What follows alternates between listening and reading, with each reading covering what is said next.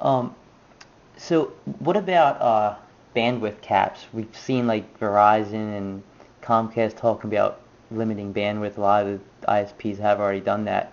Do you have any plans to overcome these caps somehow? So two things. And, as much as we hear about these caps in the press, there's very few examples of people that have really run into them. I mean, there are certain very, very heavy users, but most of the reason people run into bandwidth caps is not because of OnLive. It's usually because of, more passive activities like television viewing or Netflix and things like that. So, more active, interactive activities, playing gaming is pretty intense, right? And you're very focused on it.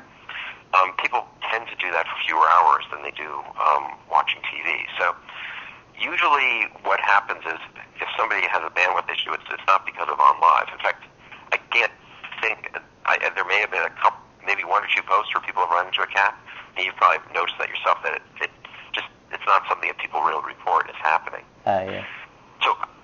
So I think part of the reason is this. I think that the ISPs have these bandwidth caps, number one, and they enforce them, some enforce them more strictly than others, but also I think some of them, don't enforce them if they see it not happening. They don't feel like the person's really abusing their network, you know what I mean? Yeah. And if they see it's a normal user, they're going to, have normal patterns of usage. They don't want to lose you as a customer, right? That's true. And yeah, and so I think it just hadn't come up. And then the other thing you got to realize is that the bandwidth requirements for OnLive, I know this is a funny way to put it, are actually going down.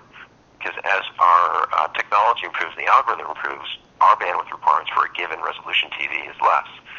Really? Whereas ISP bandwidth keeps going up, and bandwidth caps will keep going up. So at worst, this is a very short-term solution.